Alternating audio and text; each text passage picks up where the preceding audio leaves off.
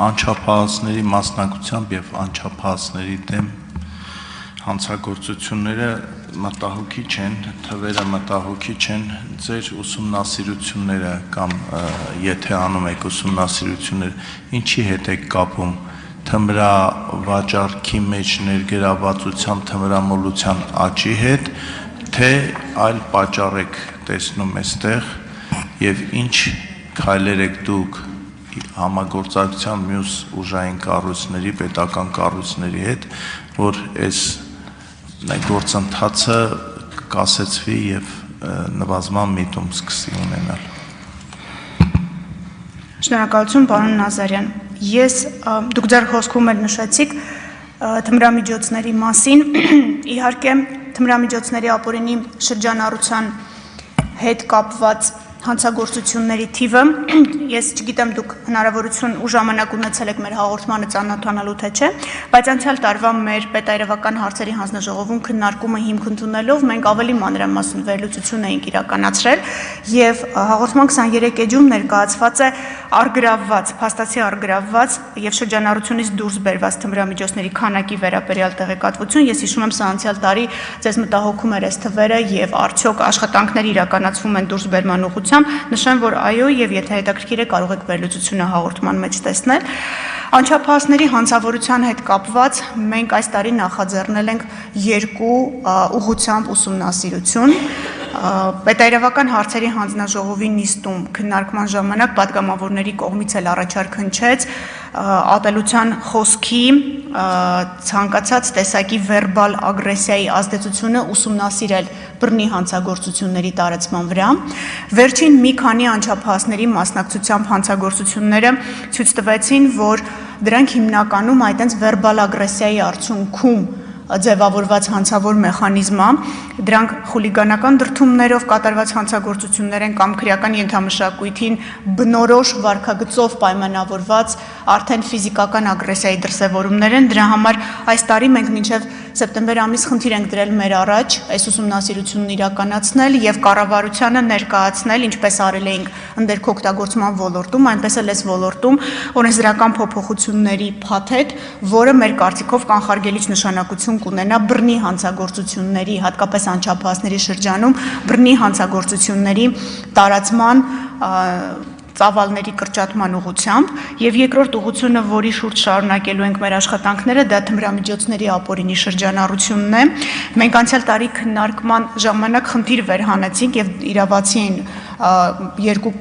բանախոսներն էլ, այդ թվում դուք, որ կարծես ավելի շատ փոքր չափերի, մանր չափերի թմրամիջոցների հետևից է իրավապահ համակարգը գնում եւ խոշոր թմրամիջոցների ներկրման մասը կարծես թե բաց է մնում։ Այս տարի քրեական ոստիկանության եւ ազգային անվտանգության հետ համատեղ ահռելի քանակի աշխատանք է իրականացվել հենց թմրամիջոցների մաքսանենգության ուղղությամբ եւ ամբողջ ներուժը կարելի ասել կենտրոնացված է այս խոշոր խմբականակները ներկրելուն, ինչպես նաեւ տեղական խոշոր լաբորատորիաները եւ արտադրության համար օգտագործվող տարածքները բացահայտելուն եւ այդ խմբականակները բացահայտելուն այս տարի եւս շարունակելու ենք աշխատանքները եւ հաջորդ տարի արդեն կամփոփենք հասկանալու համար թե ինչքան այս թմրամիջոցների ուղղությամբ կատարված աշխատանքը հանցավորության վրա կազդի ոչ միայն անչափահասների, այլև չափահասների։ Հիմնական ուղղությունները, որ ռեալ աշխատանք է, 1 րոպե, եթե կարելի է, իրականացվում են սրանք են, թեև անչափահասների հանցավորությունը իհարկե ավելի լուրջ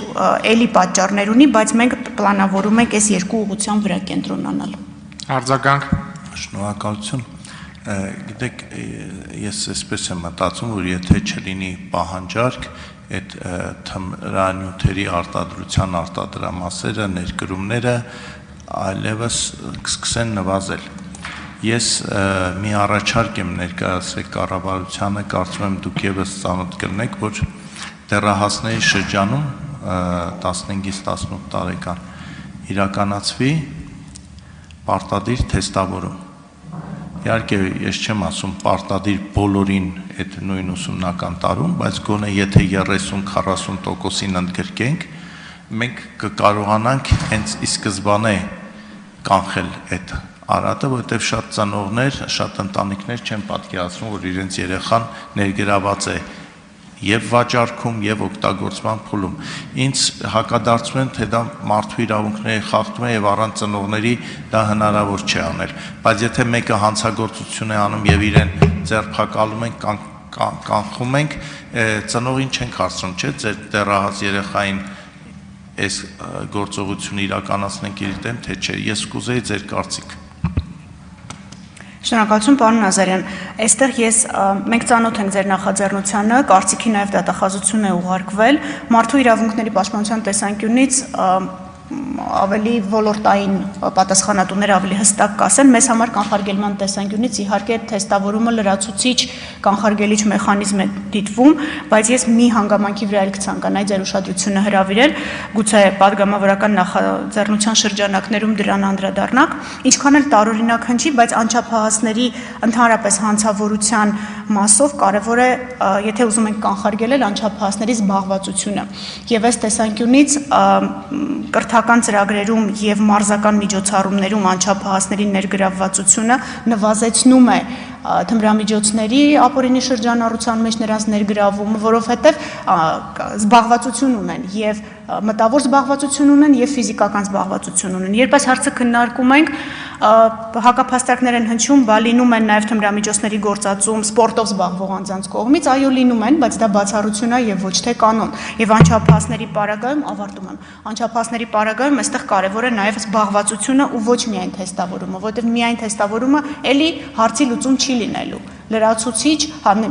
խթան է, բայց ոչ ամբողջական լուծում։ Ալխաս Ղազարյան։ Շնորհակալ եմ։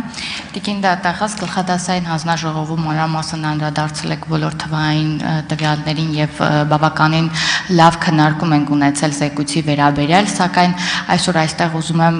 ձեզ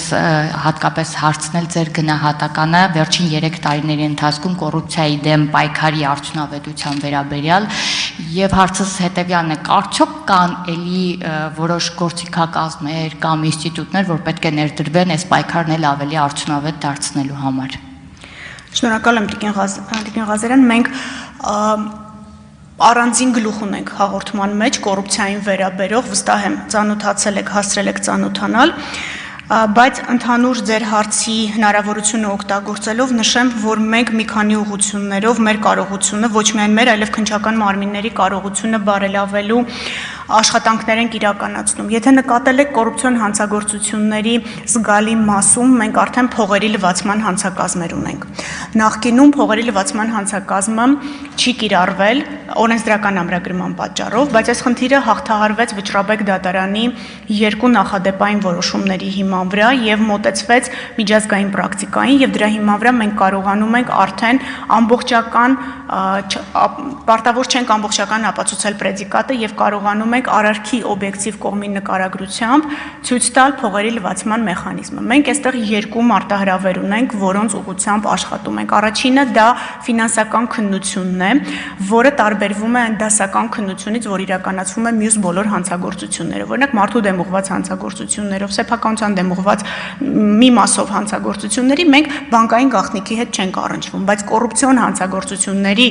90%-ից ավելին կապված է բանկային շրջանառության հետ եւ այստեղ մենք մեր դատախազների կարողությունը բարելավում ենք կրթական ծրագրերի միջոցով, որպեսզի դատախազները կարողանան կարդան եւ հասկանան բանկային գաղտնիքը։ Երկրորդ ուղղությամբ, որ աշխատում ենք եւ կարծես այս տարի առաջին ծիծեռնակները ունենք հաջողության, դա միջազգային համագործակցությունն է։ Տարիներ շարունակ մենք բախվում էինք խնդրի, երբ այլ երկրները չէին կատարում իրավական օգնության վերաբերյալ մեր պահանջները եւ չէին տրամադրում մեզ բանկային տվյալներ կամ որոշակի սեփականության վերաբերյալ տվյալներ, որոնք կոնկրետ անձինք, որոնք մեղադրվում էին կոռուպցիոն հանցագործությունների մեջ մեր երկրում, ունեին այլ երկրներում։ Բայց հիմա Եվրաջաստի հետ համագործակցության շրջանակներում գիտեք, որ մենք այս տարի պատրաստվում ենք լիազոր դատախազի հաստիկ նախատեսել եւ հաջորդ տարի ուղարկել լիազոր դատախազ Եվրաջաստ, բայց այս փուլում էլ արդեն ունենք պատշաճ համագործակցություն եւ մի շարք երկրներ, օրինակ Շվեյցարիան, որը տարիներ շարունակ դժվարություններ էր ստեղծում բանկային գաղտնիքի տրամադրման վերաբերյալ, հիմա արդեն մեզ տրամադրում է բանկային գաղտնիք պատշաճ մեր կողմից ներկայացված իրավական հարցման շրջանակներում Իտալիան է տրամադրում, Հունաստանն է տրամադրում։ Իհարկե կան Ամերիկայի Միացյալ Նահանգների հետ եք շատ լավ աշխատում եւ գիտեք, որ արգելադրված գույք ունենք Միացյալ Նահանգներում, որի շուրջ բանակցություններ են իրականացում, թե որ մասն է վերադարձվելու Հայաստանին, որն է մնալու Միացյալ Նահանգներում։ Ուստի կոռուպցիոն հանցագործությունների հետ կապված իսկ սխալվեմ, եթե ասեմ, որ ամեն ինչ իդեալական է, բայց մենք գիտենք մեր թույլ կողմերը եւ դա է մեզ համար կարեւոր եւ այդ թույլ կողմերի ուղղությամբ մենք մեր կարողությունների ու քննիչների կարողությունների զարգացման աշխատանք ենք իրականացնում։ Նախկինում փորձաքննությունների ձևաչափով էր, դա հաշվապահական փորձաքննություն էր նշանակվում խնդիրը լուծելու համար, բայց մենք ուզում ենք քիչ-քիչ այդ ձևաչափից հեռանալ, որովհետեւ փորձաքննություններն շատ երկար են տևում։ Սրանք են հիմնական մեր մարտահրավերները, որոնց շուրջ աշխատելու ենք։ Արձագանք։ Շնորհակալ եմ, Տիկին Դատախազ։